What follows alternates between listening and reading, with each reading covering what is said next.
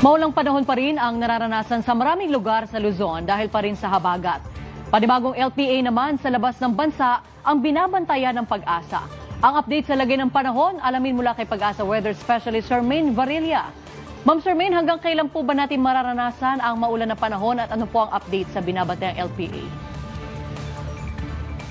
Magandang hapon po sa ating lahat at naritong ulat sa lagi ng panahon. Sa kasalukuyan, habagat pa rin ang umiiral sa buong Luzon at nagdudulot kaya ng mga kalat-kalat ng mga pag-ulan dito sa Metro Manila, Ilocos Region, Benguet, Abra, Calabarzon, Zambales, Bataan, Tarlac, Pampanga, Nueva Ecija, Bulacan, Marinduque, Occidental Mindoro at Oriental Mindoro. Samantala, sa nalabing bahagi ng Luzon ay asahan pa rin yung mga pulupulong mga pag-ulan, pagkidlat at pagkulog, gayon din sa buong Visayas at Mindanao na dadalhin naman ng localized thunderstorms. Samantala sa magiging kalagayan ng ating karagatan ay wala tayong nakataas na gale warning kaya malayang maglalayag lahat ng sasakyang pandagat. Iba yung pag-iingat lang sa papalaot sa may hilaga at kandurang bahagi ng Luzon dahil magiging katamtaman hanggang sa matataas sa mga pag-alon. Yan ang litas mula dito sa Pag-asa Weather Forecasting Center, Charmaine Varilla, nag-uulat.